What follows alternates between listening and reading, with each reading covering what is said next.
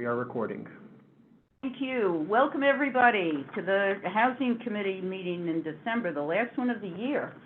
2023 is almost gone. I just want to start off by saying Jenna Klaus, the Chief of Staff to Eric Dinowitz, will be joining us to discuss Local Law 97. It was at our request, and as soon as she comes, I promised that we would take her and not take up her entire evening with the Housing Committee. She's not on the list of participants now, but if she shows up, wherever we are in the meeting, I ask your indulgence, we're going to turn to her and let her do her thing with us. Okay, so we'll do let's do the roll call first. We have Rosemary Ginty, I'm here, Lee Chung, here. Ingrid DeLeon, okay, Jessica Sosa asked for an EC. It was granted, but I do not see her on the Zoom. But she did request it, was granted, and she's not on the Zoom at the present time. And Ted Morris, not present. Okay, thank you. We have a quorum.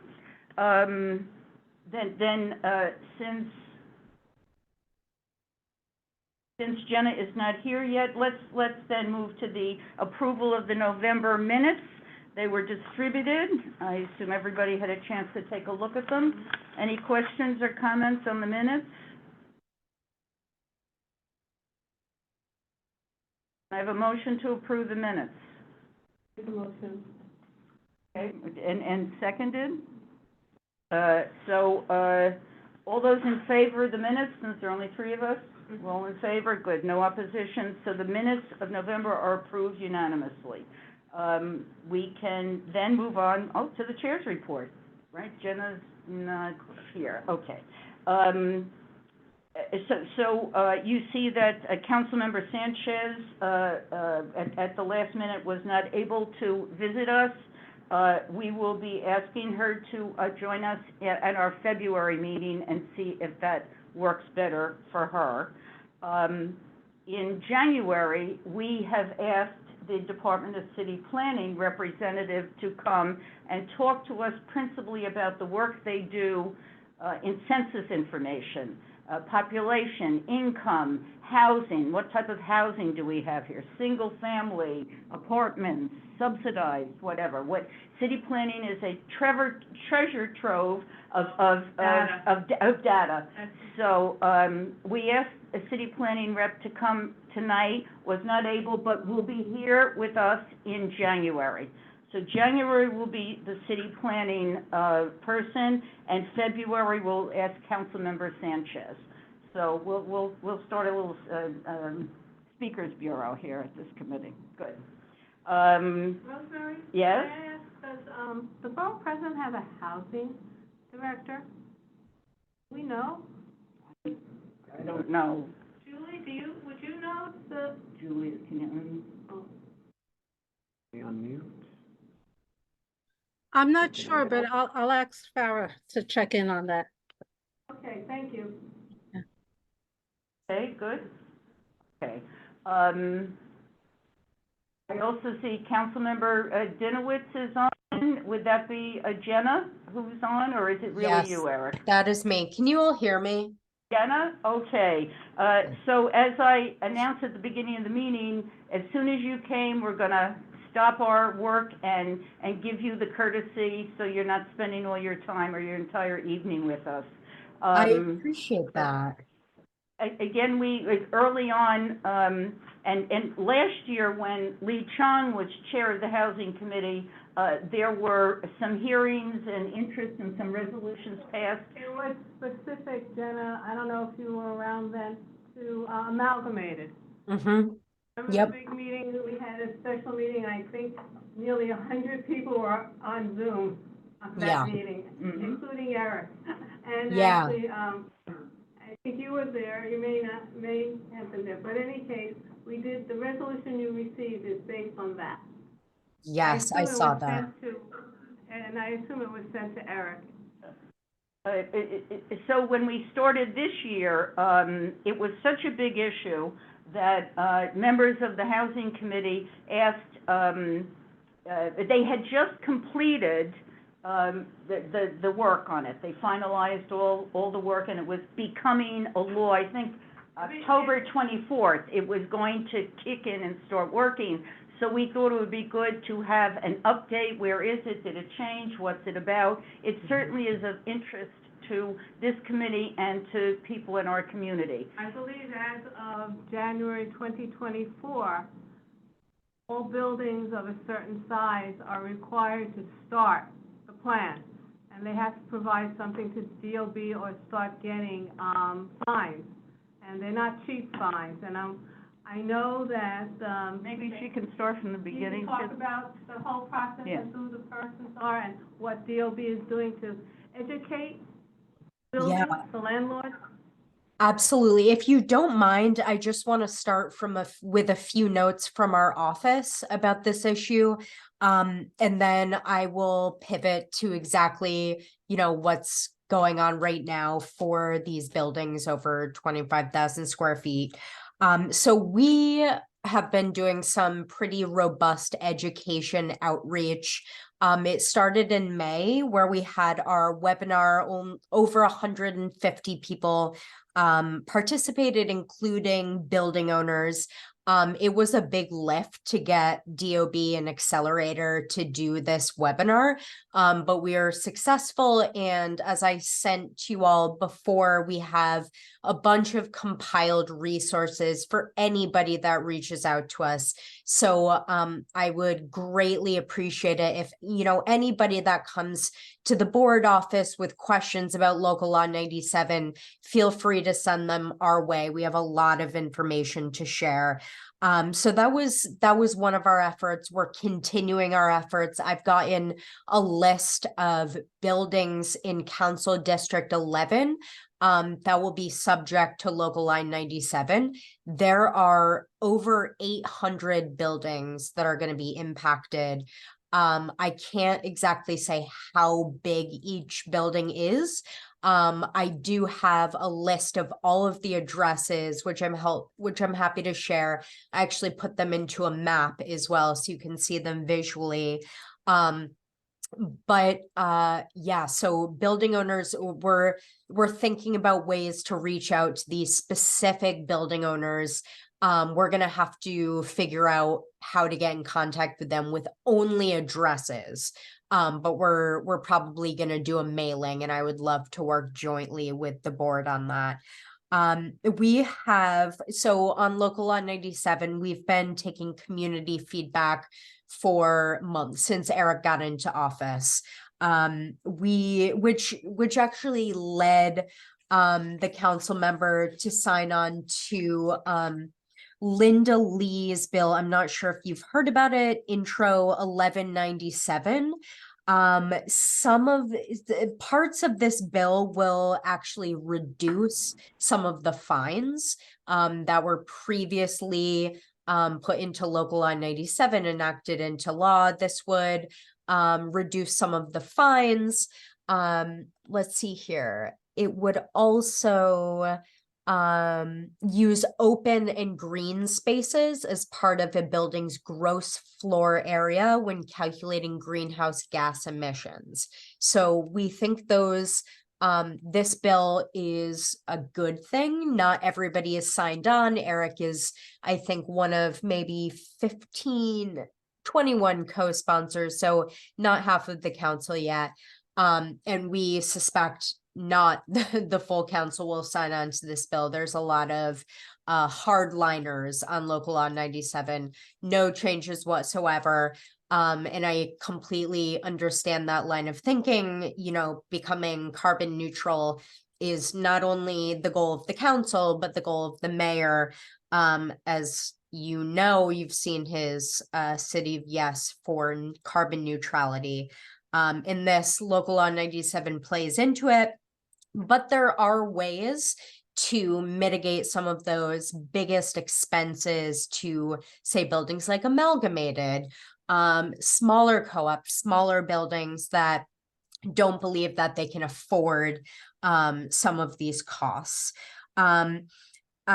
So also, I want to mention that, Accelerator, which is working jointly with DOB, is available at any time, so I'm told, to speak with, building owners. And they can do, I'm forgetting the exact term, but what they can do is like an individual plan for each building and help them calculate, how much they need to reduce their emissions by, help them calculate any expenses they'll incur because of those retrofits, any fines that may incur. But we also saw, and I can share this with you. We got this about, I would say 5 or 6 months ago, but the DOB's projected compliance rate with Local Law 97 and Council District 11 is 93%. They believe that 93% of buildings will be in compliance with a projected median penalty of almost $20,000. So that is very significant. It depends. So that's the median. It depends building to building, but those are the two statistics that we have right now. And before I just answer any questions you might have or try to answer questions, I just want to reiterate and make sure all of you know that our office has been on top of environmental issues since Eric has been elected. As you know, we successfully fought to bring composting back to CB8. We're diligently working on a responsible rollout of City Bike. Tens of millions of discretionary dollars have gone to our parks, park stewardship, nonprofits who do environmental education, and not to mention the 100% rating Councilmember Dinowitz got from the League of Conservation Voters. So that's just what I have on the top, but happy to answer any questions. I'm going to turn to the committee members first. Anyone in the audience, in the community, I'm sure Jenna would be happy to answer your questions too. Let me just go to the committee members first. Lee. Jenna, do you know what the status of Article 321 is, which you kind of referenced, but you didn't mention it, that has to do with the rent regulated, the houses of worship? And I'm so sorry to interrupt. Can you say the status of what? Article 321. Article 321. I am not sure. I'm taking a note and I will get back to you on that. Okay, it has to do with certain buildings, i.e. NYCHA, HDFCs, houses of worship, rent regulated. I think they're being put in a different category as co-ops and condos. Yes, I don't know the latest status update. I do know that all NYCHA buildings are being put into a portfolio, so they're called, and will be addressed, I think, a little bit wholly than the other buildings, of course, in New York City. Houses of worship, as you mentioned, also have some potential, as far as I know, have some potential relief that they can apply for. But once again, I'm going to look into this for you and see what the absolute most up-to-date status is. Thank you. Anything else, Lee? Lee is our expert on this. And the people you mentioned, the Accelerator, the Accelerator, I actually have a contact. Can you tell me if they're the same people? Catherine Wells, is that who you've been dealing with? She's the New York City Accelerator. And Andrew Chance, who is the finance director. And do you know if they're willing to come to buildings if you make the arrangements? I'm sure. I am absolutely sure of that. We have a very good relationship with them. We worked hand in hand to get that webinar set up. I am quite certain that if we ask for a in-person visit to a building, whether that's Amalgamated or another building, they would do a site visit with us. I'm not sure how soon, but I'm sure they'd be amenable to that. And I think that's an excellent idea. And do you have to go directly to them, or do you have to do it direct through DOB, which I think Ian Graham is the contact person on local law 97, or at least he was early in the year. I don't know if he is now. Yeah, Okay. it seems like we have different contacts. I don't recognize the names. But yeah, it would be a joint ask between DOB and Accelerator. So we would have someone from DOB and someone from Accelerator. Okay, thank you. Else? I don't have any other.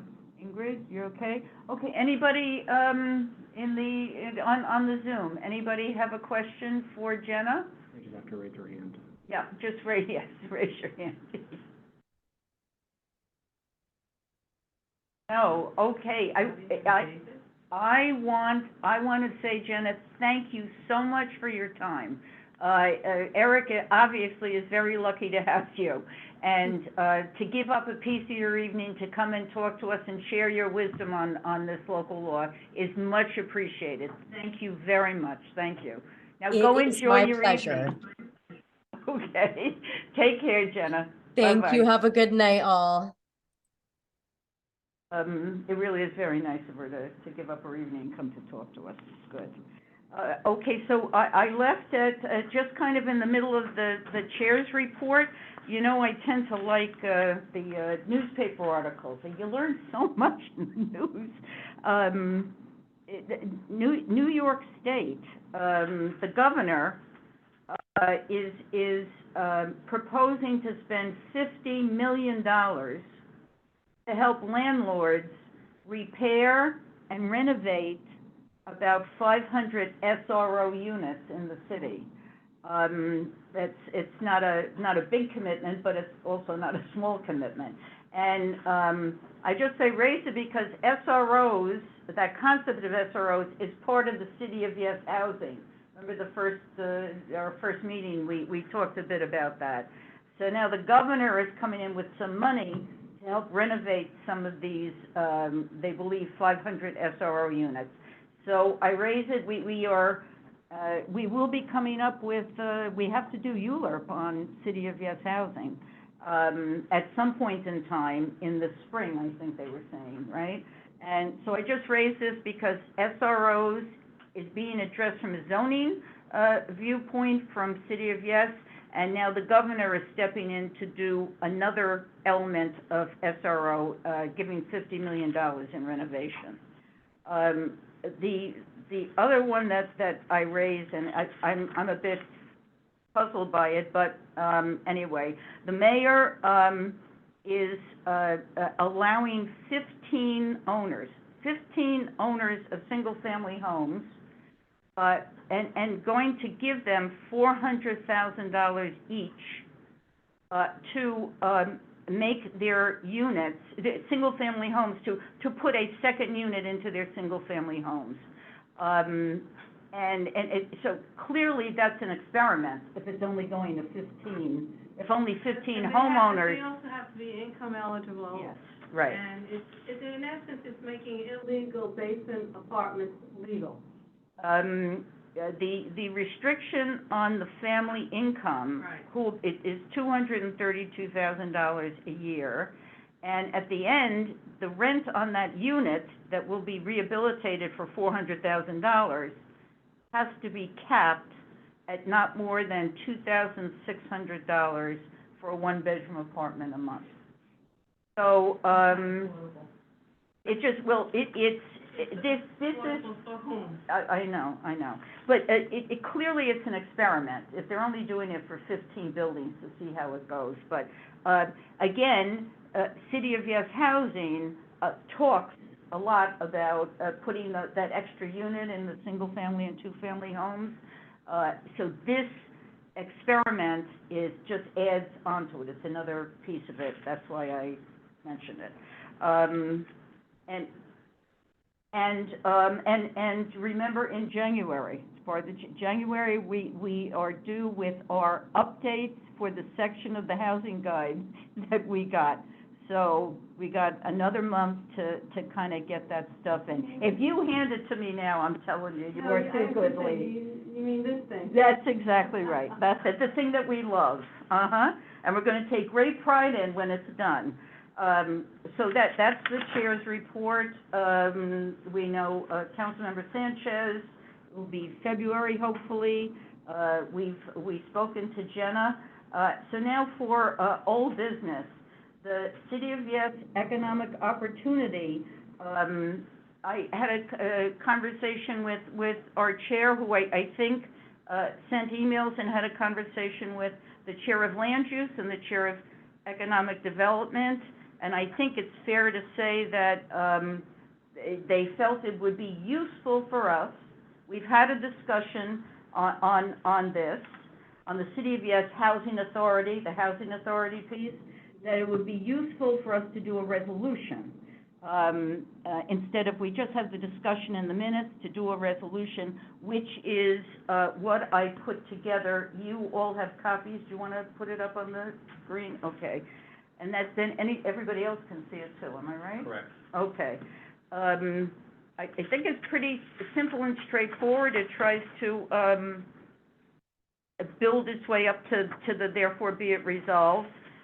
We talk about, the City of Yes has, commercial development allowed on campuses, that a piece of the campus definition, are housing authority, New York City Housing Authority developments, allowing 15,000 square feet of commercial development on the ground floor of New York City Housing Authority developments. Marble Hill and Fort Independence in CB8, are zoned R6 with no commercial overlay. They're strict R6 zoning. We did discuss this at our November meeting with the members of the community and our committee members. And so it leads, and we saw some problems there, including resulting increased traffic, truck traffic, both for deliveries to any commercial entity, refuse removal, extended hours of operation in a residential development, and signage, of course, with or without illumination. So the therefore be it resolved is that we find the proposal to include 15,000 square feet of commercial development to be incompatible with the residentially zoned and residentially developed housing authority neighborhoods. We resolve that the commercial development will be detrimental to the quiet enjoyment of those residential developments, is unnecessary, and offers no benefits for those developments. And therefore be it resolved, the Housing Committee opposes the Department of City Planning proposal to allow such commercial development in the residential buildings of housing authority developments. It's a simple resolution. I'll make a motion to approve the resolution, but any discussion on the resolution, any questions or any discussion? I want to mention that it also already has a program currently that wants to use the underutilized open space, not on the ground floor of the buildings, but open space for additional residential. They haven't done anything in the Bronx, as far as I know. They started in Manhattan, and I don't think it's fruition because the community boards are opposed to it, as well as some of the community residents. But there is this program to do that. I don't know if you want to mention that it might be in conflict. Well, the piece, the sliver we looked at, you know, that's the interesting, the City of Yes Economic Opportunities is like gigantic, and that sliver that we were asked to take a look at, It's right? part of economic development and not housing. So it's only, it's the commercial aspect of using housing authority residential property for commercial use. So I think that's what the resolution. It's like the city planning did not include NYCHA's own proposal for their property. No, That's exactly what they didn't do. I think so. Yeah. They're dictating. So there, okay, so, good, questions are wonderful. Yes, Laura, your name comes up first, so you're gonna be, picked on first. Go Hi. ahead, Laura. Hi, this is Okay. hi, this is a wonderful resolution. I don't know, Rosemary, did you see the back and forth, the answer to my question that city planning provided today? Okay, I'll just, Laura, just to answer your question, I saw that it came in, and I Right. started to read it, but I had to get my tail up Yeah, here no, to this I- meeting, so I didn't understood, complete it. understood. I just think it's important for the housing committee, because I think that many neighborhoods and, will be affected. I asked Department of City Planning to please, give me the definition of a residential campus, regarding proposal 15. And they said that a residential campus can be defined as any site that is at least 1.5 acres under common ownership.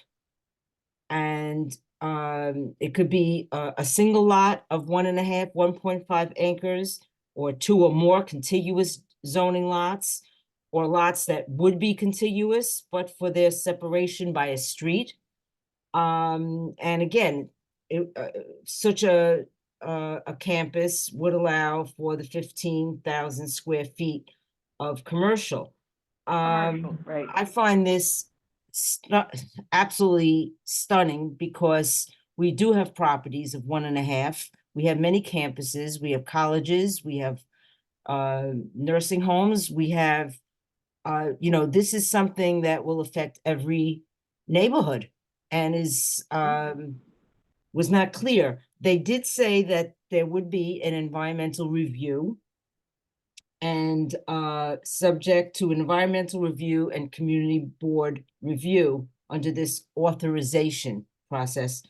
However, Rosemary, and everybody knows that all we'll get is a neg deck for an environmental review, because no developer who wants to build something will ever say, yes, this is going to affect traffic, and this is going to affect your parking, etc. So we know how that goes, and we're only advisory anyway. And so if each request goes to the community board, this is a lot of busy work for community boards. And, they specified NYCHA, but when you look at it more closely, and it's just 1.5 acres is a campus, this is much, has a very big impact. I'm very concerned about this, and, just wanted to throw it out there. Thank you for letting me speak. I think you raised an excellent point.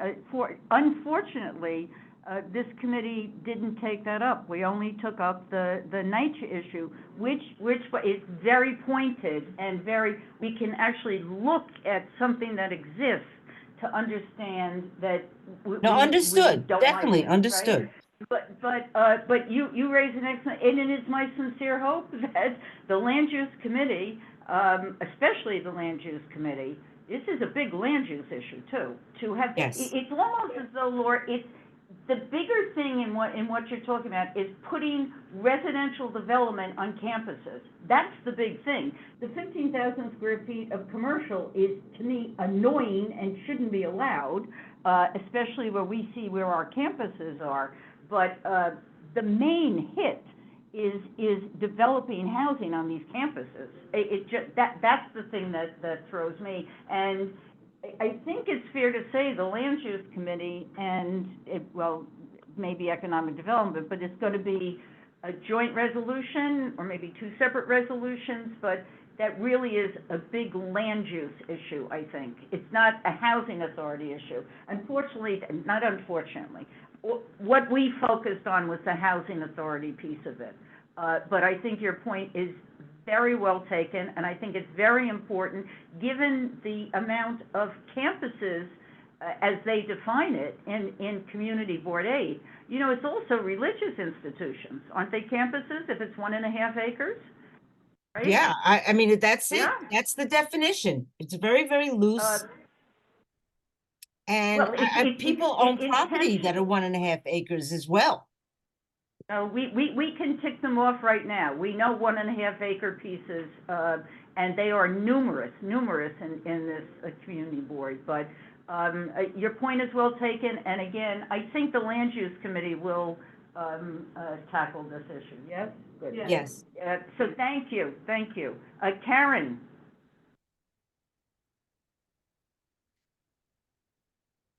Hi, Karen. Muted. Oh, okay.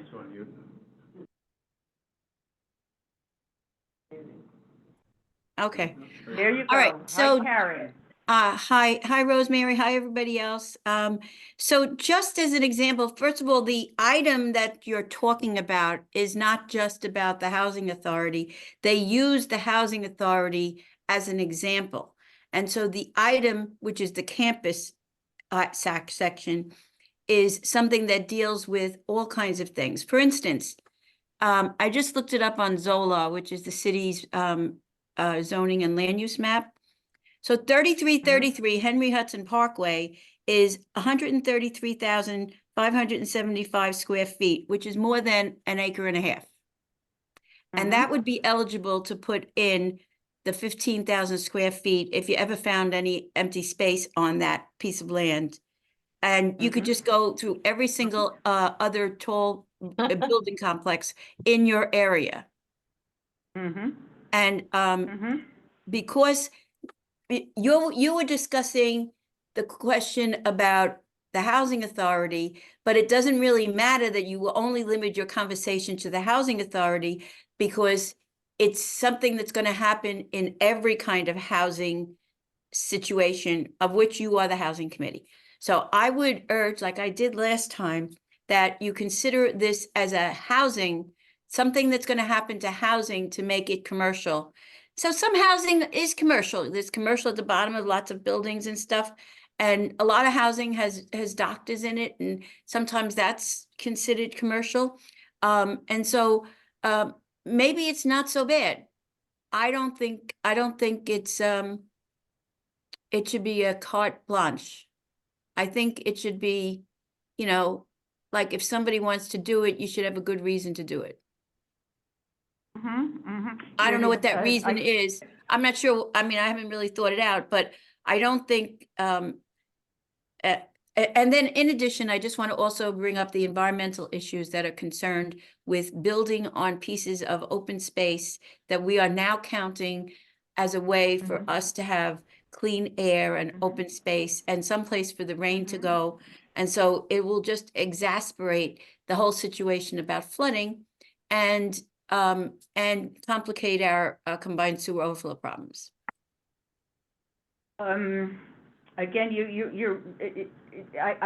thinking back a number of years ago, we had before the Land Use Committee a Board of Standards and Appeals variance for one of the larger apartment buildings on Henry Hudson Parkway. They have a dry cleaning service in their building. They had to go to the Board of Standards and Appeals to put a small commercial use in a totally residential building, totally residentially zoned. And you're right, this just throws it all open to have businesses in residential buildings. I see that now. I'm going to say we did not focus on that. I'll say it again. I hope the Land Use Committee pounces on this. But that would mean what you're talking about, Yeah. where the landlord proactive.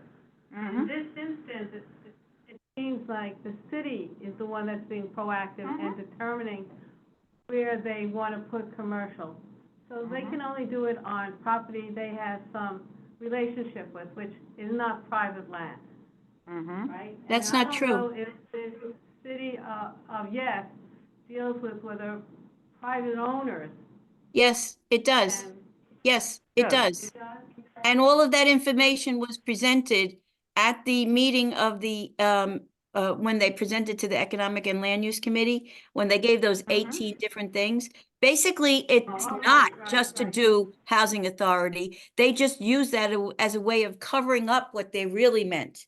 And what they really meant is any place that, because housing authority is way more than 1.5 acres. Every single housing authority, except maybe Fort Independence, they may be one, I could look that up if you want, but, Well, in any event, it should be, it's not a big deal. I mean, it is a big deal to go to the Board of Standards and Appeals, but the mechanism that they put in, if somebody wanted to do this, is they have to have approval of the City Planning Commission, they have to have approval of the Community Board, and then they have to go to the Board of Standards and Appeals anyhow. So let them go to the Board of Standards and Appeals if they want to go there and they have a good reason to do it. And This- then they get to take care of their runoff. And we don't end up with flooding downhill. But I almost wish it had been 3 committees at that hearing. Housing Committee did not participate in that joint land use and economic development. Okay, that's correct, we weren't. So, we were not there for that presentation, and it was thanks to the chair of our board who said, I sat through there's a housing authority piece, the housing committee has to focus, take a look at how this is gonna affect our, over 2,000 units of housing authority units in our community board. And Rosemary, I said at that meeting that housing should be incorporated in this meeting discussion. Okay, well, that's water under the bridge. Having said, I happen to like this, this is what we discussed, this is good. But Laura and Karen raised an excellent point. Now, I'll say, I think the Land Use Committee and Economic Development should address that piece of it. At this point, we didn't discuss it, we didn't look into it, we haven't examined it. Your points are very well taken, but we just did not, as a committee, look into this. So sitting here, I'm not, is anyone inclined to change this resolution? If Laura and Karen want us to incorporate, we could say something, end it in a sense and say, this is specific to housing, as we are not part of the larger discussion of land use and economic development. We do not want to put that in this. So let me say that, first thing is, this one is proposed for the ground floor of the New York City Housing Authority, which if you've been in any of those buildings, you know, they use them for like libraries and other kinds of things. And the people are really concerned about the fact that they need that space for themselves. And also there's this thing that's coming up on the other one that's going to happen in March or April, whenever it comes in. It's called the infill thing. And so you'll have it again in front of you. And also, just so you know, BCQ's position is that all of those city yeses are no good in total, and they should all be stopped. And so that's like another thing. So you will have to deal with the actual infill, which I don't really get what that means, but maybe Laura could explain that. And that is coming up in the housing section, among 100 other things. Housing, and City of Yes Housing, for sure, we're gonna be involved in that. Right. We were not involved in the economic opportunities piece, with the exception that, our chair asked us to look at what was discussed as the housing authority piece. So we limited our, review, intentionally, right? So, but yes, the City of Yes Housing, Is going to do clearly, it's going to do it over again. Right. when that is, that's gonna be a ULURP item. On January 4th, Yeah. at the Land Use and Economic Development meeting, I'm assuming that they're gonna do a resolution that night. They have to incorporate the housing component. I would think so, and we were asked to do this to be helpful. We were asked to do a resolution to be helpful toward that end. So, Okay. people I happy get it. with this? Okay, and So we, I second your motion. oh, thank you, okay, thank you. Just make sure, Laura, do you want to, your hand is still up, is that the new hand No, up, or- I lowered it. I think that, we did not really know when they talked about campus that it was a site that's 1.5 acres under one owner, or under a landlord, or under a corporation, or under, this is so much worse, because when they gloss over it, and don't forget this, I think this was number 15 or of 19, 18. yeah. Mhm. And that's Mhm. part of the strategy, to throw so much at you, and it's, it's ridiculous. So I mean, we will deal with this in a land use resolution, I am hopeful. Excellent. I mean, I Okay, would be so thrilled the- if you wanted to include something like that, but I understand it was just thrust on you, and this is an excellent resolution. But this is going to affect all neighborhoods, and this is a disaster. Agree. I know where my vote will be on the board, that's for sure, but thank you both. Thank you very much. Thank you for doing Um, this. So, all those in favor of this resolution, since there are three of us and all the hands went up, it's adopted unanimously. Thank you, Laura and Karen, your points are well taken, and I do think it's gonna be a very active ULURP hearing, City of Yes Housing, because there's so much to talk about, concerning what they're proposing. So thank you all. Now, let's see, that was the resolution. Oh, so new business, did you take it? It's right under this. I hit it myself. I'll stop the share. Thank you. So, new business, so we're coming up, like in January and February, we should start talking about what our, expense and capital budget, requests are. It was, at the suggestion of the chair of our board, to go back and look at, over the years, what has housed, and not just the past 3 or 4, go back, 20 years, what has been in there, and other things have been in. So I'll be glad to, I'll go and make a list, and I'll send it out to everyone. And I think in January, we should begin to start talking about, what priorities should be, okay? So I'll take that task on myself. And what's the next one? Oh, so, actually, Laura's still there, and Karen, I was, thinking of interrupting your presentation on, I think, Laura, you made the point, they're gonna do an authorization, it has to go to the community board, and they're gonna do an environmental review, but we know what that will be. We know what the environmental review will be. It'll be a negative deck. This green fast track for seeker housing type 2 rulemaking, issue, first of all, I have, a PowerPoint presentation city planning put together, and I'll be glad to share it with, haven't even had a chance to go through it, share it with the committee members. As much as I understand on this, it says the following, in a rulemaking, they're not doing legislation, it's rulemaking, that any housing proposal in a low-density area, fewer than 150 units, no environmental review. In higher density areas, like Manhattan and higher density areas, proposed housing developments of fewer than 250 units, no environmental review. So I know, Karen, I can't wait to hear, Karen, maybe I'm oversimplifying it, but this is what I got just from the little bit that I read. So therefore, Laura, what you were saying, they're gonna do an environmental review. If you take this rulemaking and put it next to, we're gonna do an environmental review, this belies that they're gonna do an environmental review. Rosemary, You know what I mean? This is DCP's proposal? DCP, that's correct.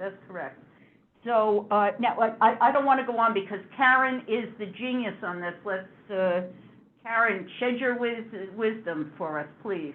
So it's like bizarre. First of all, we don't know when the hearing is. Usually a rule making thing comes in as a rule.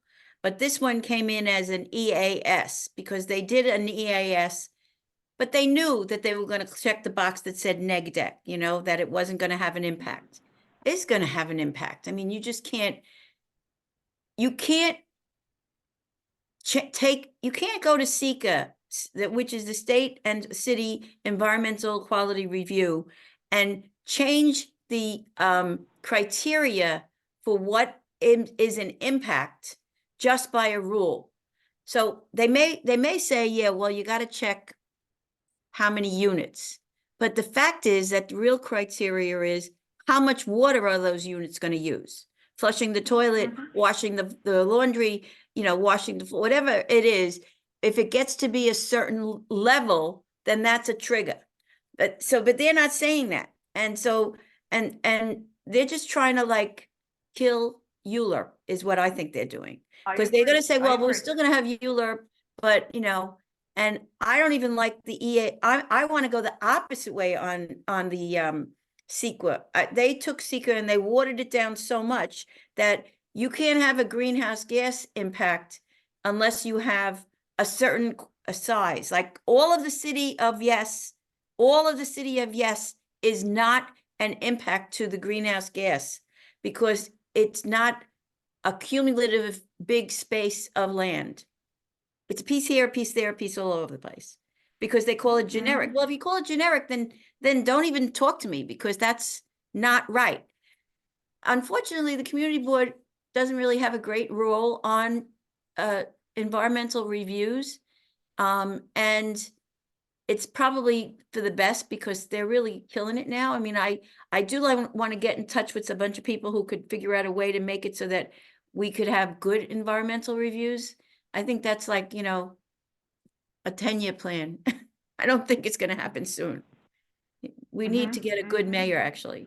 But this thing is, we don't even know when the comment period will only be like 30 days. So whenever the comment period is, which is going to be probably like in the middle of between Christmas and New Year's, none of us will have time to answer this. Could we impose upon the community board staff to see if they could figure out the dates, right? When, Yeah. Where the hearing will be and when the date for the hearing will be, because Karen raises a good point. On rulemaking, it's, I don't know if that's correct, you have 30 days and that's it. And once the calendar starts, Right. that's it. So did they publish this document? So Then the clock started. the community board got an environmental assessment, which was, I think it was like on December, I can't remember, like maybe the 13th, but the head of the city planning, he signed it on the 11th. He signed that piece of paper on the 11th. So they probably had to put it in and notice it in the whatever, you know, in the city record and the environmental news bulletin. And I'm expecting that, and it's the only hearing is going to be before the city planning commission. It'll be a city planning commission hearing, which, you know, you only get 3 minutes for that. And so you got to be quick about what your position is. And it's very clever because they're going to make it so the community boards don't have a voice because you won't have enough time to make an opinion. Karen, if we could still, is it too much, just see if you can get a specific date. Did that 11th date trigger the 30 days starting? Did the date we got it trigger the time? I No? think it has to do when it gets noticed. Okay, so you can, okay. City planning should know what the date is, absolutely, and where the hearing is. But will they share it with us? Well, and also, they also don't allow you to put comments in after the hearing. You have to put the comments in before the hearing or at the hearing, which we can do that, you know? It's all coming at the same time. This rulemaking thing is clearly part and parcel of City of Yes. It's all part of them. Okay, you're shaking your head. I just see it as all part of the same, but it's in pieces. So you've got to be aware of this piece really affects another piece, right? Yes, right. Okay. It is segmentation Oh. by every sense of the word.